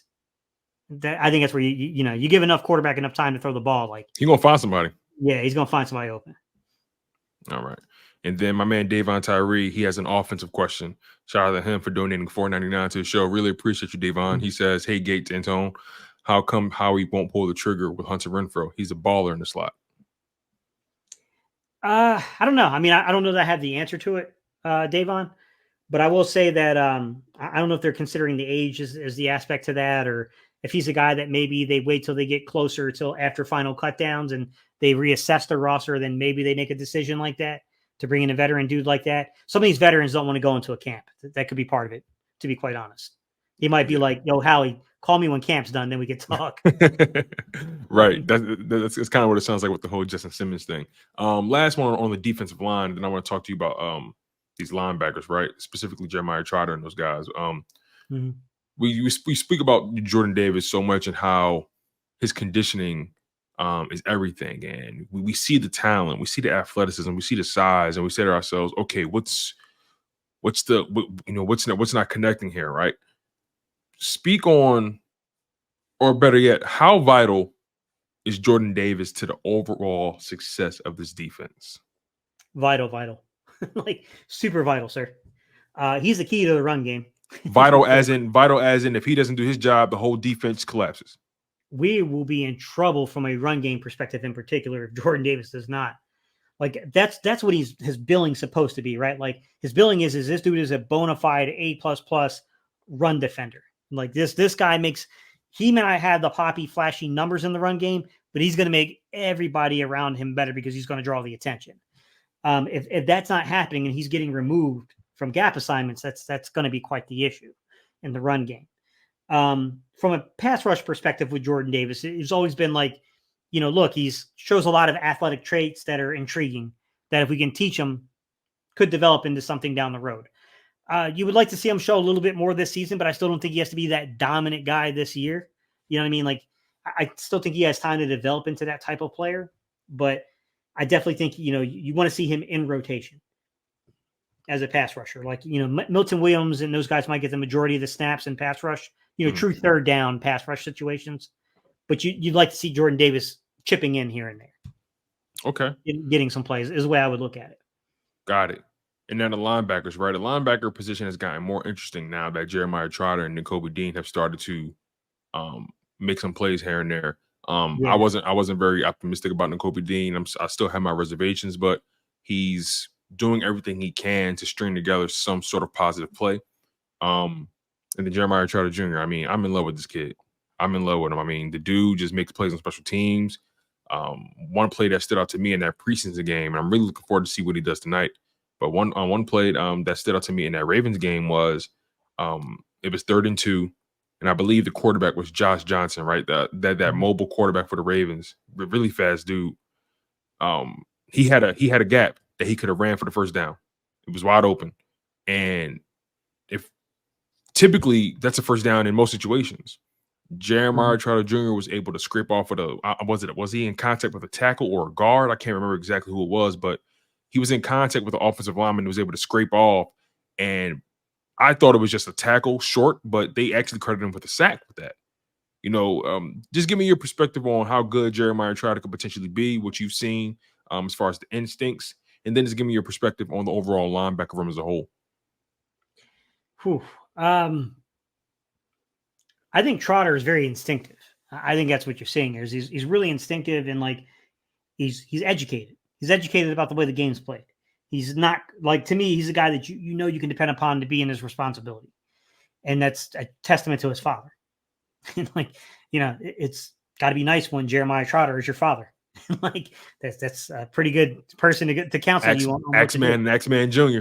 Exactly. Like, I mean, the guy's receiving, world-class coaching since, he was yay big, you know what I mean? So, I mean, clearly that helps. Like, you could see this dude for a rookie is like ahead of where most guys are as rookies.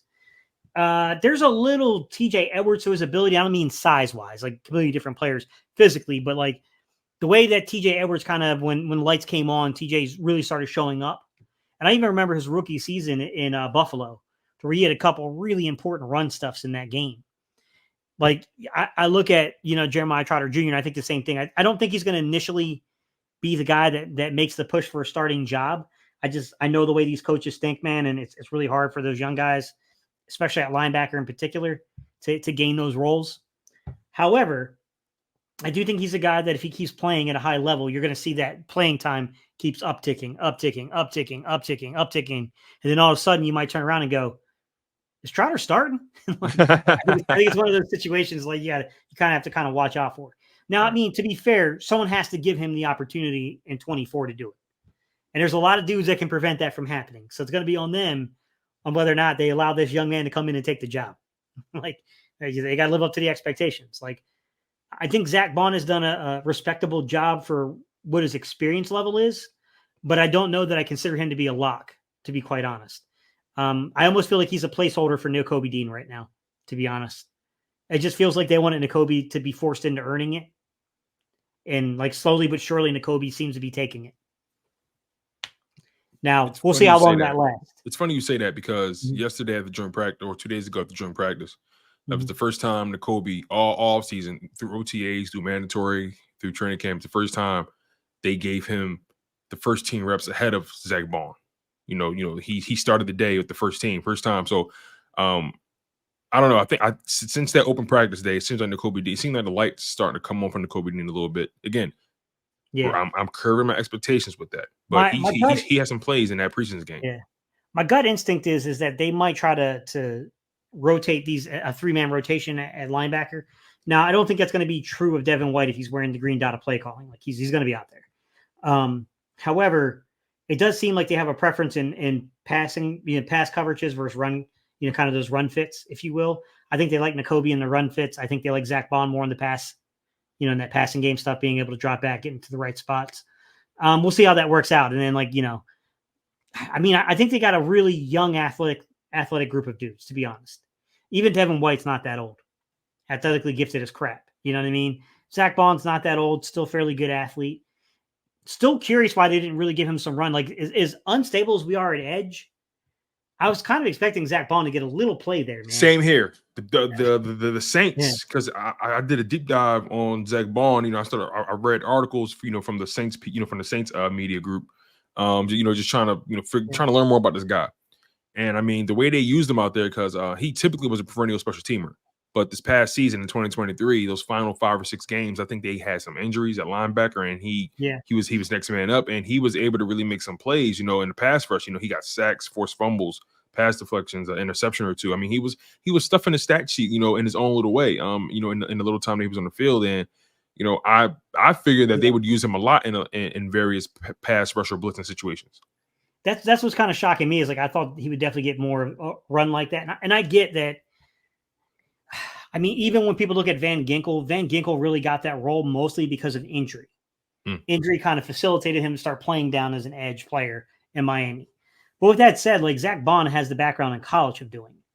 So like it's kind of like surprising to me they kind of kept him at off ball instead of putting him on ball.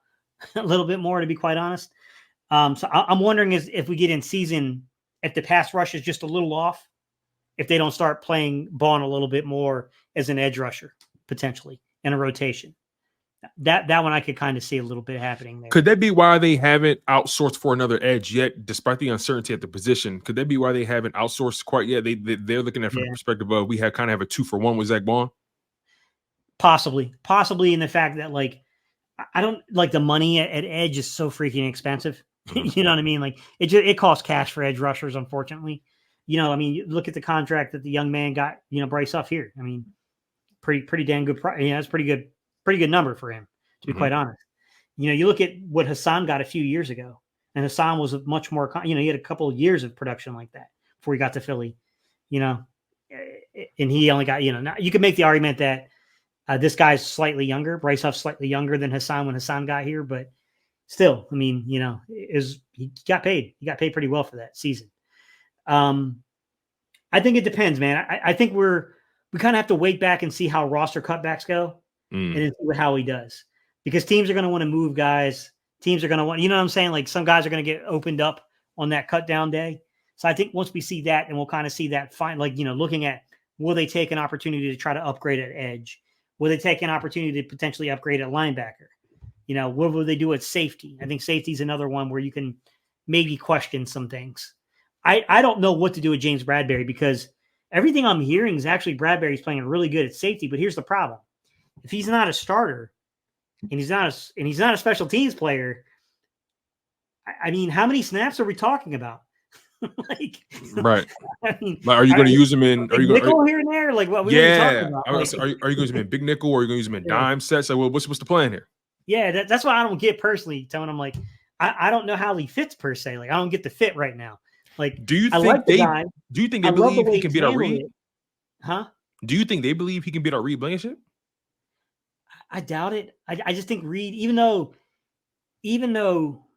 Reed is still younger, Reed has been a safety basically his entire life. Right. You know what I mean? Like, there's a reason why Reed was able to come in here and take a job away, you know, pretty early on. You know, Reed stepped in his rookie year and played pretty dang good. And even last year, I think last year he got exposed for some of the lack of athleticism, in particular lateral movement ability. Definitely. He got caught a little bit on crossing routes and stuff like that. You could see that there's a limitation there. But I still think he overall, like if you were to weigh out all the safeties in the league, he's in the mid tier. He's in the mid tier of guys out there. Okay. So I think he's a respectable guy out there. Like, you know, I don't think he's as athletically gifted as Marcus Epps was, but I do think that he's better at reading things than Epps was, to be quite honest. I think Epps was underrated athletically, to be quite honest. I think a lot of people didn't realize how gifted he was as an athlete. Very physical player. Yeah, he was. Yep. This is a new role, though, to be fair to Reed. You know, Reed, you know, he's primarily played free. He hasn't really played on the strong side. Now, you can make the argument that Vic doesn't really recognize free versus strong, but, you know, he's still going to probably most of the time be matched up on the tight ends and stuff like that. Can you break down the key difference between free and strong safety? Sure. Essentially, your free safeties are going to play in space. Those are the guys that are normally going to play the most in space. Even when you're playing split coverage, so you got too high, but it's a split coverage. So normally speaking, your free safety is going to end up on the half side, right? Where you're covering half of the back end of the field. So where on the other side, you got your quarters guy. That's normally where your strong is going to be. It's going to be towards that quarter side of it. Now, there's a lot of communication on the quarters compared to the half side. So there's some communication has to occur there, because, you know, you have to look at the fact that, you know, when you look at a football field, I don't know if I don't have a Sharpie here. I have a board, but I don't have a Sharpie here.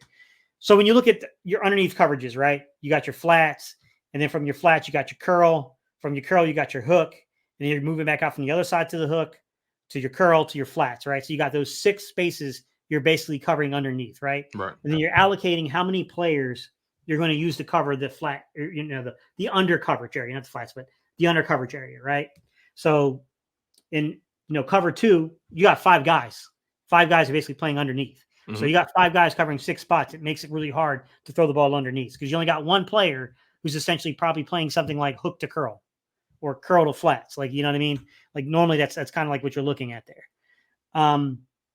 And then you're splitting up your back end by the percentage of field that they're playing. So quarters, 25% of the field, you know, cover 3 is in third. So 33% of the field. And then, cover 2 is halves. So 50%, 50%. Right. So it's a spacing thing, if you will.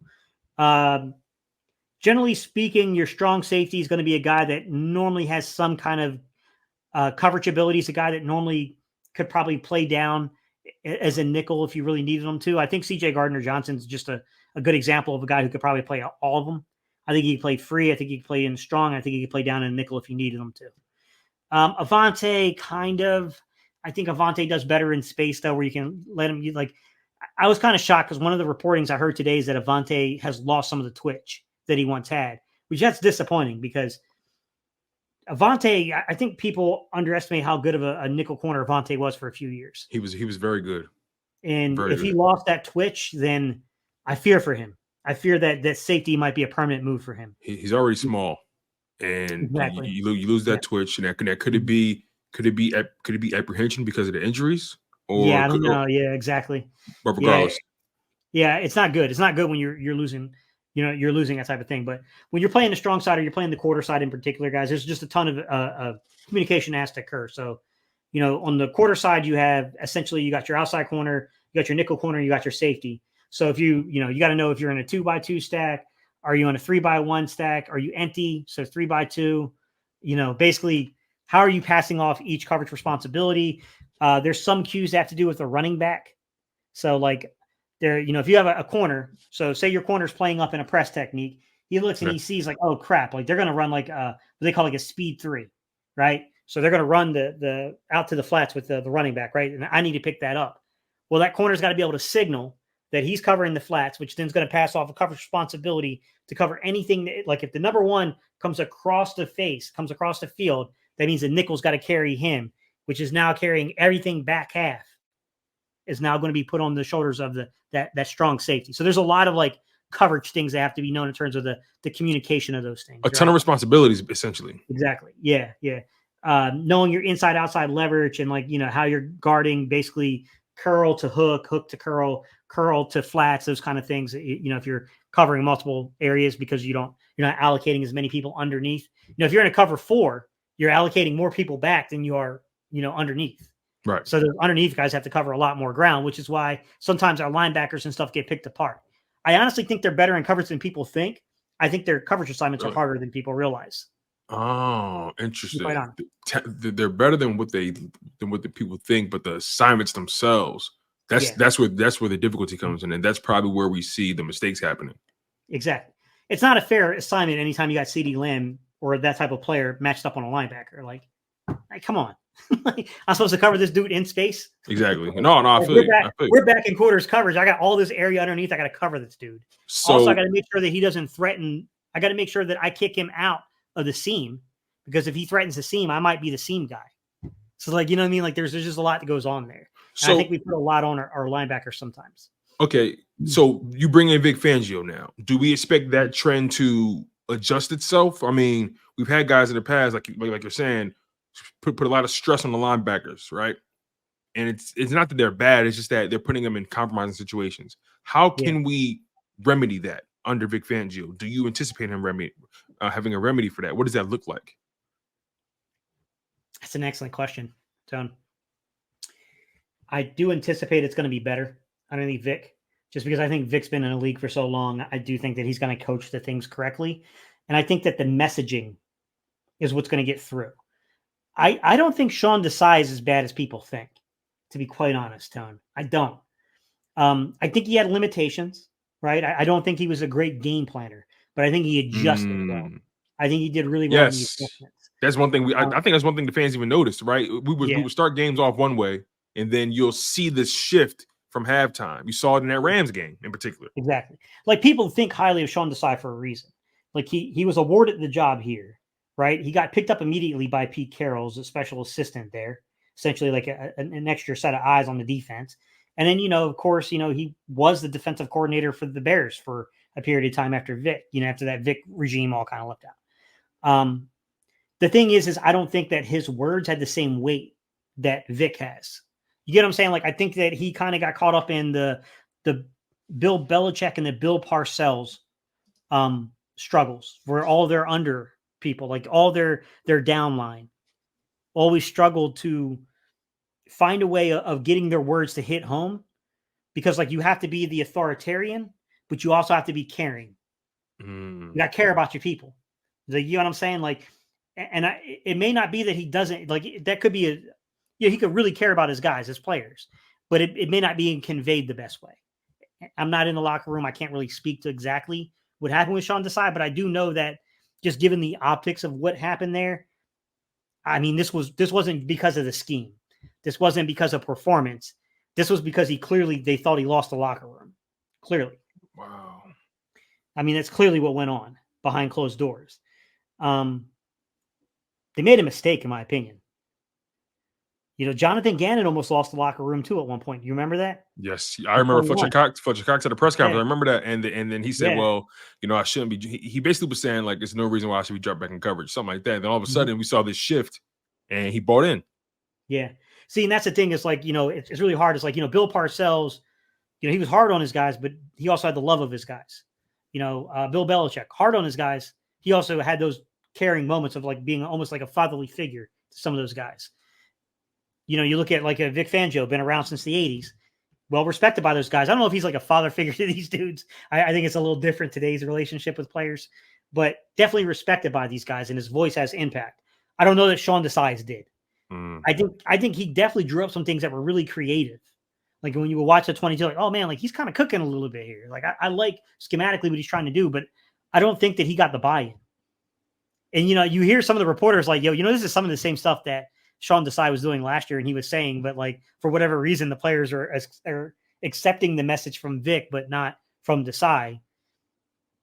I don't know how the messaging came across, Tone. You know what I mean? Like something was wrong with the messaging. Clearly, I don't know how it was portrayed to the players. I'm not in a locker room. You know what I mean? Like I used to have sources. I don't have them anymore that are that close. After like my first year doing this, like I definitely had some people inside the building, but after 2020, like everyone kind of, that all kind of got changed up a little bit. Right. New regime. I really don't have anybody in there anymore. I feel you on that. But like, yeah, like, I mean, something happened there, and I wouldn't be shocked if Sean Desai doesn't find his feet somewhere else. And we're like kind of looking at it like, why does this always happen to us?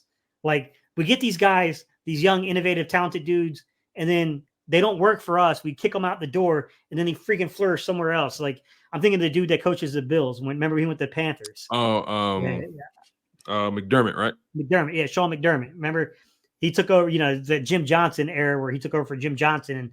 And I mean, we hated that dude for the year he was here. We didn't give him an opportunity to grow. And the dude grew into a heck of a defensive coordinator for the Panthers. Absolutely. I got a couple more questions for you, Gates, and then I'm gonna let you go, my friend. You've given me so much game, so many jewels throughout the show, man. And I can't thank you enough for it. I want to ask you a question about the DB room. The competition is obviously heating up between guys like Kelee, Ringo, Isaiah Rodgers. You know, it seems like the Philadelphia Eagles are kind of like dead set with starting Quinyon Mitchell in the slot for right now. Just give me your overall thoughts on the cornerback 2 power rankings. Who's leading the race in your eyes? How have you been evaluating guys like Ringo, Rodgers, and Quinyon Mitchell? Dude, that is a tough one, man. That is a good battle. That is a really good battle. I think the Eagles are leaning right now in this moment. I think they're leaning towards Isaiah Rodgers. And I'm just saying that because of the way that they played it last week. And then the total snap count tells you a little bit too. The fact that, of course, you know, but they gave an extended look to Kelee Ringo and he answered. Now that makes things kind of confusing, right? He got down in the red zone. My man got in there and broke that pass up. He was like, not happening. Not over on this side. We're throw to the opposite side. Because then you ain't getting it over here. He was sticky in cover. He's been sticky all training camp, man. Especially that preseason game showed me a lot. And and for me, it was the little things, right? It was the little details, right? Yeah. He not only was mirroring the receiver, right when that ball was getting close, turn his head, make the play. Just the little things. And Kalee's got the size. That's the thing. Is like, to me, like, okay, there's differences in the boundary versus the field corners. Yes. I think Isaiah Rodgers is a field corner. Shifty, elusive, good hips, fast, can jump on the ball on you. Give him a little bit of space to play and bait you, and then he jumps on the ball on you, and he's gone. I definitely think he's more of the Slay type, right? The problem is, I think that's what Quinyon is too. And he ain't gonna be Quinyon out next year. I can tell you that right now. Once Quinyon finally gets that spot, it's over. I can tell you that right now. But I think Kelee is a little bit more of a boundary corner, right? Get his hands on you, redirect you a little bit, play closer in contested spaces. He's not the smoothest in transition. Keelee's not. That's not his game. It's not his game at all. He's a little tight-hipped. He's fast. Straight line, he's fast. Super fast in a straight line. He's physical. Dude's like 6'1", 6'2", damn near 210 pounds. That's a big corner, man. With that speed, man. That's a big corner. Like, that's why it was so important for him to start to figure it out. Because if he can figure it out, he can be a legitimate problem for any receiver you put on him because of the physical traits he has. He has the speed to keep up with speed guys, has the physicality to keep up with guys of the DK Metcalf build. You know what I mean? And I think the thing that's going to be interesting is like you have these different ways of playing these split coverages, okay? And I'll go over some of the calls that they have, okay? And everyone's a little different. So you have the Nick Saban version of what they call essentially stub, okay? So when you play like a stub or stump, actually, it's stubby and stump. So he plays stump. When you play stump is man. That's when you're up on guys. You're being physical. You're redirecting, right? You still have those same coverage, principles, okay? The coverage calls are very similar, all those things, right? So you have that stump coverage, right? Man coverage. We're not trying to play these zone match concepts because I don't trust my guys to do that. I got athletes, though. I got athletes I can run with you. You know what I mean? I can make it hard on you. So you have that stump kind of thing. Then you have what they call stubby. So stubby is like Jeremy Pruitt. Jeremy Pruitt ran a lot of stubby. Stubby is interesting because stubby is like essentially what ends up happening is normally when you see stubby, you got off coverage. Okay. So you're going to play off a little bit, but oftentimes what you'll get is like the Zimmer effect. Mike Zimmer used to do this to where he'll bring one guy down on the boundary and he'll put him up. It's not necessarily, it's a man concept, but it's not always press. Sometimes it's bail. Sometimes it's mirror. You know what I mean? It's not always a jam, but he's up in a man concept on you. And then the other side, the field side, you got your guy kind of creeping back and falling out, right? And you'll notice the way you can tell if someone's going to play a bail concept, guys, is as they back out, they angle. You'll notice that they start angling, and that's for a purpose. They either want you to be squeezed inside or they want you to dare to try to turn and run outside with them because they're just going to basically push you out of bounds. They're going to basically shorten up that sideline so you can't make a catch. So like, you see the differences in stump and stubby, and you can kind of see like what they're doing here. I'm curious what Vic does. I know Vic comes from this mixed coverage stuff. He comes from this Dom Capers style of defense. All the stuff we saw in Pittsburgh in the 90s. It's essentially like minus some of the aggressive blitz packages. It's not really his style. He does a ton of simulated pressure. You're going to see a lot of simulated pressure from Vic, but a lot of simulated, a lot of replacement blitzes, a lot of what they call the call them not leakers, but creepers, where the edges kind of creep out into the flats. You'll see those type of things with Vic. The coverage though is going to be interesting because Vic wants to trap you and he wants you to turn the ball over. And that's going to be the beauty in it, is seeing how they play these different leverages, how they play the calls, Tone, because he's going to want to trap you. He's going to want to play some different concepts to get you. I would really watch for the production on the weak side safety. Okay. Because they do some things to try to force you into passing off coverage, and Vic will allow his, and it's probably going to be CJ Gardner-Johnson playing that role. He will allow them to jump those routes. So when you start coming across the field and you start trying to run those, those deep crossers and those type of things, he'll play what's called a tricks concept. He's going to play that tricks concept on you. And I think CJ Gardner-Johnson is going to have a ton of production because of that. Man, that's good to hear. That's good to hear. The Cooper DeJean element is interesting as well, right? He's obviously been hurt, but he comes back. I'm curious to know, where do you think he fits in with this defense as it's presently constructed? Again, Quinyon Mitchell, since the DeJean injury, they've played him in the slot more. And then Ringo and Isaiah Rodgers, they're outside corners. They're not inside guys at all. So where does Cooper DeJean fit in, right? He seems like a hybrid type player to me. He can play the nickel. He can play outside. He can do a few different things. Where does he fit in for you? I said Mike was all over me for this because he thinks that I called the draft. I didn't call the damn draft. Like, I don't work for Howie Roseman. Shout out to Mike, man. Shout out to Mike. I'm actually trying to get Mike on Yeah. tomorrow. So shout out to Mike. Yeah, I didn't call the draft, but like he was like, "Yo, like, how did you know?" Like he's like, "Yo," because he's like, "You like pointed out you covered like 4 corners, and 2 of the corners you covered we drafted." And I was like, "It's about the, like watching the tape and just seeing what guys I thought fit the scheme." And the one thing I said about both guys, Quinyon Mitchell, and I said about basically Cooper DeJean is they have zone eyes. These are zone eyes in coverage. They read route concepts very well. They know how to pass off coverage. To me, it was no shock that those dudes produced as soon as they got in. I was not shocked by that revelation at all, that those dudes came in and immediately started showing you. Now, I do think that he could potentially contribute as a safety. You could see him there. They could play, like he's such a versatile piece. I think they're going to probably play him as a nickel once he gets back. It might take time. And then I wonder what they do with Quinyon. I mean, there's 1,000,001 ways that could go down in terms of like Quinyon. Quinyon could get bounced out to playing opposite of Slay. If something happens with Slay or if Slay drops off because of age. I don't anticipate that, man. I don't want to start that thing, guys, because like I actually think Slay's a really good player. I don't love the way he responds sometimes on his podcast because I think he gets too defensive. Yeah, and I think it paints him in a light that's not truly who he is. You know what I mean? Like, because everything you hear about Slay, everything you hear about is like the players like love him. He's a team guy. He's always teaching, always trying to give guys information. Exactly. And then he's been working with these young dudes since day one. And then these guys get in their podcast, and sometimes they just can't help themselves. But it's almost like a natural instinct to defend yourself when you have your own podcast. Yeah, and that's the thing is like it's one of those things where it's like, man, I wish he would wait until he got out of the league to kind of talk about some of the things he talks about. Just because I think that I understand most of the time what he's trying to say, and I get he's just trying to defend himself, but it's like it doesn't look good when you're trying to defend yourself. Like, you know what I mean? Like, it's just not a good look. Like, you don't need to do that. Like, man, those who break down tape will show it. Just relax. Like, relax, man.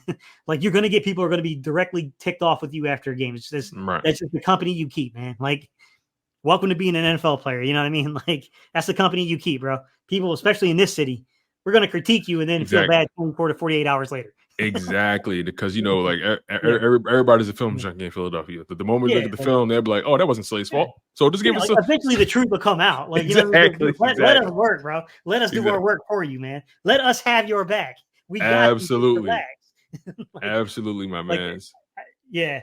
That's the thing is like, I just wish he would just chill a little bit on those type of things. Like let us do our job here. We got you. Like, we understand what was going down in the breakdowns of communication in the secondary last year. It wasn't hard to see that.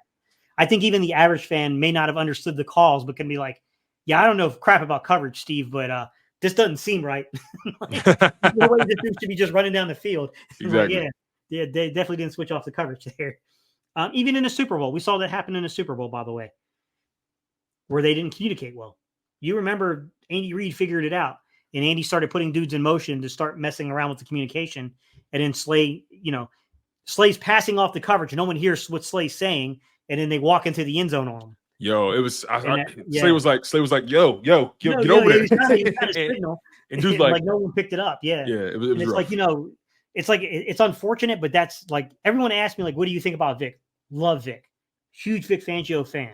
Hate that man's scheme. I hate that man's scheme with a passion. I do. A lot of people hate it. Like it. I like Vic. My man John McMullen, he hates it. Exactly. Yeah, I can't. I don't like that scheme either at all. I just think it depends upon entirely too much communication. Like sometimes when you got athletes, just let your athletes be athletes. Like, you know what I mean? Like now you could argue like Steve, like there's some levers that got to be pulled here on both sides. Sometimes you got to let your guys be athletes. Sometimes you got to try to confuse the quarterback. Like there's levers you got to pull.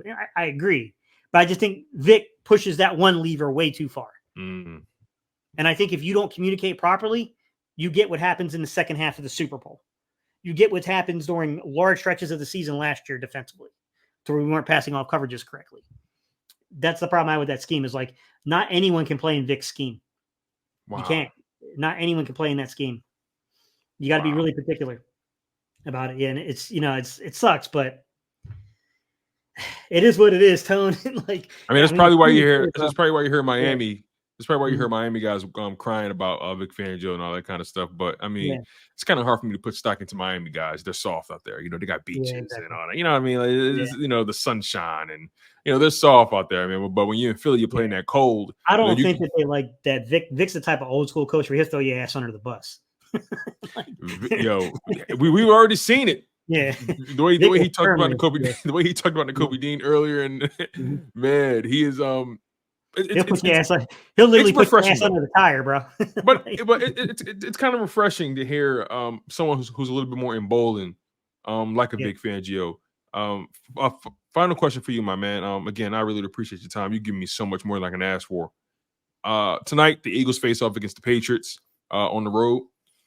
Give me some guys that you're going to be paying close attention to tonight. What are you going to be looking for, especially on the defensive side of the ball?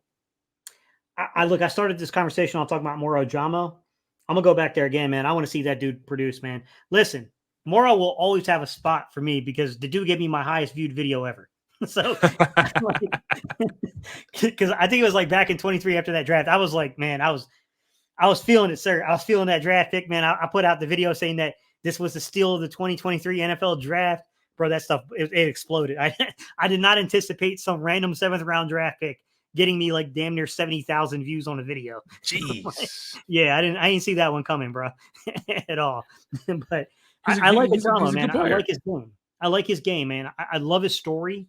I last season I did that video where I broke down the basically what I called it was the Southeast Pacific, kind of pathway to the NFL. But there's also a West African pathway to the NFL too. And Moro Jamo is part of that.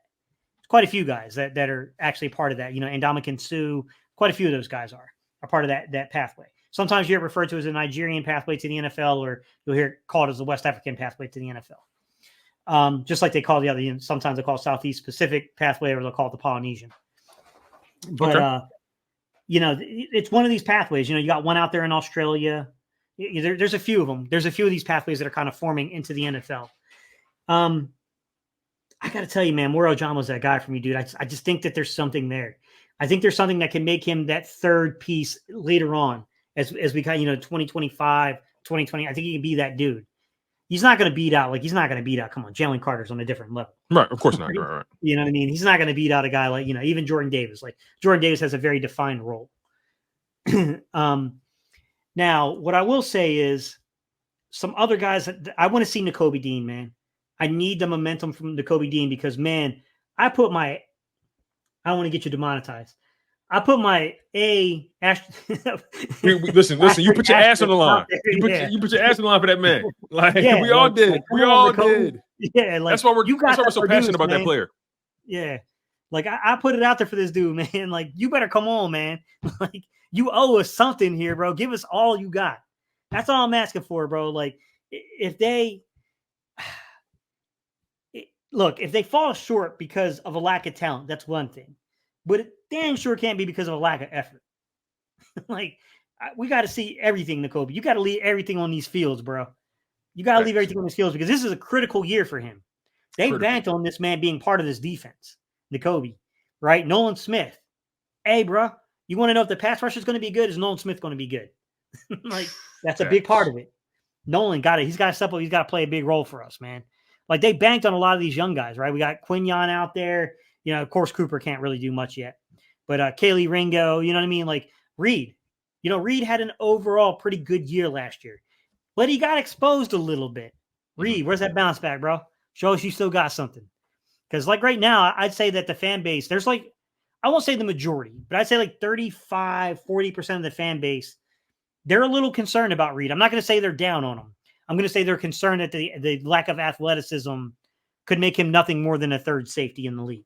Agreed. And that's what a lot of people say. Safety, a quality third safety, but a third safety nonetheless. I think there's a group of people that are kind of fearful that might be his trajectory. I don't know if that's true or not. We'll see. You know what I mean? Like, you give the guy a chance to play again. But I'll say he got exposed on those crossing routes last year. We had to single up on, in cover one and cover that. He lost ground. No doubt about it. He got taken a little bit. The young dudes, man. To me, it's all these young guys. The defense has definitely turned the page, and there's a youth movement going on. And we got to definitely we got to definitely see if that happens, man. We got to see if that holds up and if that does anything. Hey, listen, you got to do something different. I mean, we've leaned on veteran guys for the past 2 or 3 years on defense, right? And it's time for the youth movement. You got to let these young guys play at some point, and now is the time. You know, it makes me think about that Chiefs defense. You know, before they became what they are now, they were young, green, and you had guys just slowly starting to get it. And about time they got to that Super Bowl with the Eagles, they were a well-oiled machine. And then in 2023, they were a top 5 defense in the league. So you got to lean in with these young guys. You got to let them get their lumps. Yeah, absolutely. Yeah. But yeah, that's what I'm looking for in particular. Okay, sounds good to me. Gates, man, I really do appreciate the time, my guy. You've given us so much quality sports talk, so much nuance, so much details, to reference back. I'm going to use this video a lot, just as far as just going back for my own reference, because you gave me so much to really think about, and I'm just so grateful for your time, my man. Is there anything that you want to promote? Anything that you want to mention before you get out of here, my guy? Gate City Sports, guys. We're coming back. I know it's been a little while. I know some of you guys in the chat, I recognize you guys. I know some of you are probably like, yo, Gate, when are you going to put another video out? We're going to do some live streams, guys. I'm working on videos. It's tough right now. I got the child. I got the baby. And like right now, I got to get ready to get her hooked up and get ready to be fed at 3:00. So she takes out time, sir. She takes out time. Hey, man, I feel that.